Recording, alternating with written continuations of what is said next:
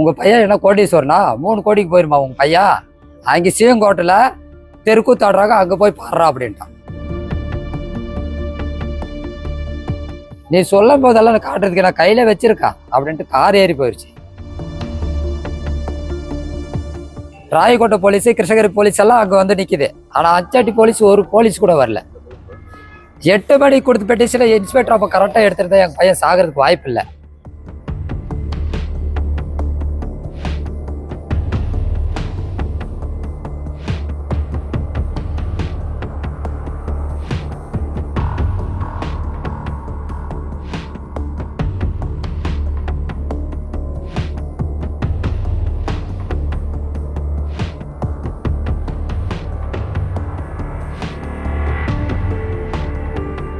ஐயா, என் பேர் சிவராஜுங்க ஐயா. எங்கள் பையன் பேர் ரோஹித். 8ஆம் வகுப்பு படிக்கிற அரசு நடுநிலை பள்ளியில். நேற்று உடம்பு சரியில்லாமல் வீட்டில் இருந்தான். 4 மணிக்கு குளிச்சுட்டு வெளியே வந்துட்டான்.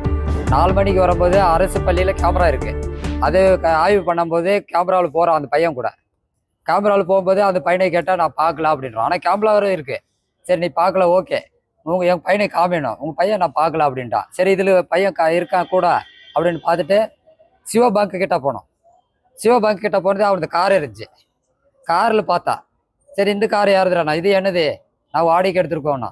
சரி, காரை பார்த்து எங்கள் பையன் செருப்பு இருந்தது. அதுவும் போலீஸுக்கு கொண்டாந்து கொடுத்துட்டான். போலீஸ் கொண்டாந்து கொடுத்து நேற்று 8 மணிக்கு பிட்டேஷன் கொடுத்தான் இன்ஸ்பெக்டர் நம்ம செல்வதுரை என்றவர்கிட்ட. அவரே என்ன சொல்கிறாரு, உங்கள் பையன் என்ன கோடீஸ்வரனா 3 கோடிக்கு போயிருமா உங்கள் பையன்? அங்கே சிவங்கோட்டில் தெருக்கூத்தாடுறாங்க, அங்கே போய் பாடுறா அப்படின்ட்டான். எங்களுக்கும் சிவங்கோட்டைக்கு 6 கிலோமீட்டரு. அந்த பையன் நடந்து போக மாட்டான் அப்படி சொல்லிட்டாரு. சரி, இவராவது நமக்கு நீதி கிடைக்கல, நம்ம இன்ஸ்பெக்டர் கிட்ட போய் மனு கொடுக்கலாம். காலையில் 5:30 மணிக்கு இடம் விட்டு வந்தான். 7:30 மணிக்கு ஸ்டேஷனுக்கு வந்துட்டான். மனு எழுதி கொடுனாரு, எழுதி கொடுத்தான். அம்மா, இது ஆக்ஷன் எடுக்குமா, எங்கள் பையனை காட்டுங்க, நான் நேற்று பார்க்கல, காட்டுங்கண்ணா. நீ சொல்லும் போதெல்லாம் நான் காட்டுறதுக்கு நான் கையில வச்சிருக்கேன் அப்படின்ட்டு கார் ஏறி போயிடுச்சு. ஓ, இன்னும் இங்கிருந்தா நம்ம பையனை காண முடியாது, பையன் செத்தது உண்மைதான் என் மனசு வந்துருச்சு. செத்தது உண்மைதான் அப்படின்ட்டு மனசில் தெரிஞ்சுட்டு பஸ் ஸ்டாண்டில் வந்து 2 பஸ்ஸு அட்டை போட்டுட்டோம். நானே எங்கள் ஒய்ஃபு ஊருக்காரெல்லாம் சேர்ந்து சாலை மறியலில் பண்ணிட்டோம். அப்போ நம்ம சார் டிஎஸ்பி சார் வந்தார். சரி, எழுங்க, நீங்கள் கிளம்பி போங்க, நான் விசாரிக்கிறேன்னாரு. ஐயா, எங்கள் பையனை ஒப்படைச்சிருங்க, நாங்கள் எழுந்து போயிடுவோம், உங்களுக்கு ஒரு இடைஞ்சலும் கொடுக்க மாட்டோம்னு சொன்னான். அவர் என்ன சொல்கிறாரு, உன் பையனை நான் கையிலே வச்சிருக்கா, நீ வெளியே போ, இங்கே யாருக்கும் இடைஞ்சல் கொடுக்கக்கூடாது, நான் கடைப்பிடிக்கிறேன் அப்படின்னாரு. அப்படியெல்லாம் முடியாதுங்க ஐயா, நீங்கள் எஸ்பியை வர சொல்லுங்கள், நாங்கள் பேசுகிறோம், எங்கள் கஷ்ட ஆதங்கத்தை சொல்கிறோம் அப்படின்னா. எஸ்பி வந்தார். எஸ்பி வரும்போது வெளியே எழுந்து போக, நான் விசாரிக்கிற தனிப்படை போடுறோன்னாரு. ரைட்டு, தனிப்படை போடுறோன்ட்டு நாங்கள் பாடி கிடைக்கட்டும்னு பார்த்தோம். அதுக்குள்ளே தகவல் வந்துருச்சு. குந்துக்கோட்டை கீழே 8வது கிலோமீட்டரில் ஒகடைக்கல் கூட்டு நீர் திட்டத்தில் டேங்க் இருக்குது. அந்த டேங்க்கு கீழே போக பையன் ஒரு எக்கல்ல இருக்கான்னு அந்த பையன் யார் டேஸ்டில் அக்கிஸ்ட் இருக்கிறான் இல்லைங்களா, அந்த பையன் சொல்லிட்டான். அந்த பையனை சொல்லிட்டான். நாங்கள் வந்து பாடி எடுக்கிறதுக்கு அச்சட்டி போலீஸ் ஒன்றுமே வரல. நாங்கள் ஒரு 1000 பேர் ஊருக்காரு அடிச்சுக்க பிடிச்சிக்கிட்டு போய் பாடியை எடுத்துட்டோம். பாடியை எடுத்து பார்த்தா பையனை இந்த இடத்துல வெட்டிட்டுக்கிறான், கழுத்து நெருக்கிட்டுக்கிறான், பாடி நிற்கிது. ராயக்கோட்டை போலீஸு, கிருஷ்ணகிரி போலீஸ் எல்லாம் அங்கே வந்து நிற்கிது. ஆனால் அச்சாட்டி போலீஸ் ஒரு போலீஸ் கூட வரல. 8 மணிக்கு கொடுத்து பெட்டிஷனை இன்ஸ்பெக்டர் அப்போ கரெக்டாக எடுத்துருந்தா எங்கள் பையன் சாகிறதுக்கு வாய்ப்பு இல்லை. அதே இன்ஸ்பெக்டர் அப்போ பையன் மிஸ் ஆகிட்டு இருந்தா இன்னைக்கு டிஜிபி வரைக்கும் போயிருக்காது இல்லைங்களா. தமிழக அரசுக்கு, முதலமைச்சருக்கு நான் வேண்டிக்கொள்ள என்ன வைக்கிறோம்னா, அஞ்சட்டி இன்ஸ்பெக்டரோ செல்வதுறை போலீஸோ பணியிட நீக்கம் செய்யணும். எங்கள் பையனுக்கு சாவுக்கு காரணம் நீதி கிடைக்கணும். அத்தனை பேர் பிடிச்சி ரிமாண்ட் பண்ணி எனக்கு நீதி கிடைக்குமாறு தமிழக முதலமைச்சருக்கு அவருக்கு நன்றி சொல்லி கடமைப்பட்டிருக்கேன். என்னுடைய மகனை காணோயா, தயவு செஞ்சு கண்டுபிடிச்சு கொடுங்க, அவனை யாரோ கடத்திட்டு போயிட்டதா சொல்றாங்க அப்படின்னு கண்ணீர் மல்க காவல் நிலையத்துல போய் கதர்ன ஒரு பெற்றோர்கிட்ட, உன் மகன் என்ன கோடீஸ்வரன் வீட்டு மகனா, யாராவது கடத்திட்டு போய் காசு கேட்கறதுக்கு இங்கதான் எங்காவது சுத்திக்கிட்டு இருப்பான், மரியாதையா போயிரு அப்படின்னு சொல்லிட்டு காவல்துறை அதிகாரிகள் மிக அலட்சியமா, மிக பொறுப்பற்ற தன்மையில ஒரு பதில் அப்படிங்கிறத சொல்லி இருக்கிறாங்க. இதனால் ஒரு சிறுவனுடைய உயிர் பறிபோகி இருக்கிறது. என்ன நடந்தது, இந்த தாயும் தந்தையும் இப்படி கதறுவதற்கான காரணம் என்ன, அந்த சிறுவன் எப்படி கொல்லப்பட்டார், இந்த வழக்கினுடைய பின்னணி என்ன அப்படிங்கறத பத்தி தான் பார்க்க போறோம்.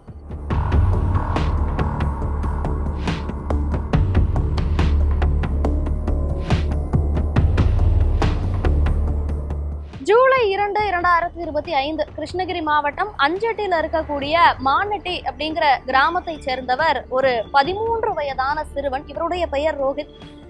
இவர் ஒரு கூலி தொழிலாளியினுடைய மகன். இவருடைய அப்பாவும் அம்மாவும் கூலி வேலை செய்துதான் இவரை வளர்த்து வருகிறார்கள். இந்த நிலையில இவர் தன்னுடைய தோழர்களோடு விளையாடி கொண்டிருக்கும் போது திடீர்னு அங்கு ஒரு கார் வந்திருக்கு. அந்த கார்ல இந்த சிறுவனை அழைத்திருக்கிறார்கள். இவரும் ஏறி சென்றிருக்கிறார். இதன் பிறகு வெகு நேரமாகியும் விளையாட போன சிறுவன் வீட்டுக்கு வரலையே அப்படின்னு சொல்லிட்டு அவருடைய தாயும் தந்தையும் தேட ஆரம்பிக்கிறாங்க. தேடும் போதுதான் சிறுவன் காணாமல் போயிருக்க விஷயம் இவங்களுக்கு தெரிய வருது. உடனடியா சிறுவனோடு விளையாட சென்ற சிறுவர்களை எல்லாம் விசாரிக்கிறார்கள். அவர்கள் எல்லாம் என்ன சொல்கிறார்கள் அப்படின்னா, மாதேவன் அண்ணன் தான் வந்து இவரை கூட்டிட்டு போனாங்க அப்படிங்கிறத சொல்றாங்க. இவர்கள் எல்லாம் அவருடைய வீட்டிற்கும் போய் தேடி பார்க்கிறார்கள். ஆனால் சிறுவனை காணவில்லை. இதனை தொடர்ந்து என்னுடைய மகனை காணவில்லை, ஆனால் மகன் ஏறி போனதாக சொன்ன கார் இங்க இருக்கக்கூடிய பெட்ரோல் பங்க்ல தான் நின்றுட்டு இருக்கு. மகனையும் காணோம், கார் ஓட்டிட்டு போனவங்க யாரையும் காணோம், யாரையும் தொடர்பு கொள்ளவும் முடியல, கண்டுபிடிக்கவும் முடியல அப்படின்னு சொல்லிட்டு காவல் நிலையத்துல போய் ஒரு புகார் ஒண்ணு தெரிவிக்கிறதுக்காக போறாங்க. அங்க போயிட்டு, ஐயா என்னுடைய மகனை காணோம், தயவு செஞ்சு எப்படியாவது கண்டுபிடிச்சு கொடுங்க அப்படின்னு கதறி அழுதுருக்காங்க. அங்கிருந்த அதிகாரி என்ன சொல்லி இருக்கிறார் அப்படின்னா, அவன் மகன் என்ன கோடீஸ்வரன் வீட்டு மகனா, கடத்திட்டு போய் காசு கேட்கறதுக்கு இங்கதான் எங்காவது இருப்பான், எங்காவது விளையாடிக்கிட்டு இருப்பான் போ அப்படின்னு சொல்லி ரொம்ப அலட்சியமா பதில் சொல்லி அங்கிருந்து மரியாதையா ஸ்டேஷனை விட்டு போயிடு அப்படின்னு சொல்லி அவரை துரத்தி அடிச்சிருக்காங்க. இதனை தொடர்ந்து இவர்கள் அடுத்த நாள் காலை வரை மகன் கிடைக்கவில்லை அப்படின்னு சொல்லிட்டு அடுத்த நாள் காலை வரை இவருடைய உறவினர்கள் ஒருபுறம் இவர் ஒருபுறம்னு எல்லோரும் தேடி கொண்டிருக்கிறார்கள். ஆனால் காவல்துறை தரப்பிலிருந்து இவர்களுக்கு ஒரு உதவி கூட கிடைக்கவில்லை. இதனை தொடர்ந்து மறுநாள் காலை, அதாவது நேற்றைய தினம் காலையில இவர்கள் எல்லாம் சேர்ந்து போராட்டம் அப்படிங்கறத முன்னெடுக்கிறாங்க. சாலை மறியல் போராட்டத்துல ஈடுபடுறாங்க. வெகு நேரமா சாலை மறியல் போராட்டம் போகுது. அப்ப கூட காவல்துறையினர் யாரும் வரலை. வெகு நேரம் கழித்து இந்த விஷயம் பூதாகரமா மாறுது அப்படின்னு தெரிஞ்சதுக்கு அப்புறம் தான் காவல் கண்காணிப்பாளர் வந்து பேச்சுவார்த்தையில ஈடுபட்டு இருக்கிறார். பேச்சுவார்த்தையில் ஈடுபடும் போதே அவர்களுக்கு தகவல் அப்படிங்கிறது வந்திருக்கு. என்ன தகவல் அப்படின்னா, அருகில் இருக்கக்கூடிய, அதாவது அஞ்சட்டியிலிருந்து 5 கிலோமீட்டர் தொலைவில் இருக்கக்கூடிய ஒரு கொண்டை ஊசி வளைவு பகுதியில ஒரு சிறுவனுடைய உடல் கிடக்குது அப்படின்னு சொல்லிட்டு தகவல் வந்திருக்கு. உடனடியா இவர்கள் எல்லாம் உறவினர்களோடு சேர்ந்து யார் யாரெல்லாம் போராட்டத்தில் ஈடுபட்டிருந்தார்களோ அத்தனை நபர்களும் அங்கு போய் பார்க்கிறாங்க. இது அந்த சிறுவன் தான் அப்படிங்கிறது உறுதியாகுது. யார் சிறுவனை கொலை செய்திருப்பார்கள், எதற்காக கொலை செய்திருப்பார்கள், ஒரு கூலி தொழிலாளியினுடைய மகனை கடத்தி கொலை செய்வதற்கான காரணம் என்ன அப்படிங்கிறது எல்லாருக்கும் புரியாத புதிராவே இருக்கு. ஆனால் அவர்கள் உறவினர் தரப்பிலிருந்து ஒரு விஷயம் மட்டும் தொடர்ச்சியா சொல்லப்பட்டுட்டே இருக்கு. இதே ஊரை சேர்ந்த மாதேவன் அப்படிங்கிற இளைஞர் தான் கடந்த 2-3 நாட்களாவே இந்த சிறுவனோட சுத்திக்கிட்டு இருந்தார். அவரை விசாரிச்சீங்கன்னா ஏதாவது தெரிய வரும் அப்படிங்கறத தான் தொடர்ச்சியா சொல்லிக்கிட்டு இருக்காங்க. அதே போல இந்த சிறுவனுடைய உடலை மீட்டு அஞ்சட்டி பேருந்து நிலையத்துல போராட்டம் அப்படிங்கறதுல ஈடுபடுறாங்க. காவல் கண்காணிப்பாளர் வந்து பேச்சுவார்த்தை நடத்துறார். பேச்சுவார்த்தையின் போது வாக்குவாதத்துல காவலர் ஒரு நபரை தாக்கி விடுகிறார். அவரும் திருப்பி காவலரை தாக்கக்கூடிய அந்த சம்பவம் அப்படிங்கிறது நடைபெறுது.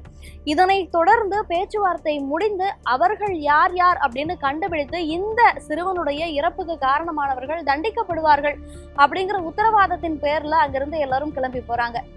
இதனை தொடர்ந்து காவல்துறையினர் விசாரணையில பல அதிர்ச்சி தகவல்கள் வெளியே வந்திருக்கு. அதாவது இந்த சிறுவன் கடந்த 1ஆம் தேதி விளையாடி கொண்டிருக்கும் போது அங்கு அந்த பகுதியில ஒரு கார் ஒண்ணு சுற்றி வந்துட்டு இருந்திருக்கு. அந்த காரை இவர் கவனித்திருக்கிறார். அதுல மாதேவன் அப்படின்னு சொல்லக்கூடிய அந்த இளைஞரும் வேறு ஒரு பெண்ணும் இருந்திருக்கிறார்கள். அந்த இருவரும் நெருக்கமாக இருந்ததை இந்த சிறுவன் பார்த்திருக்கிறார்.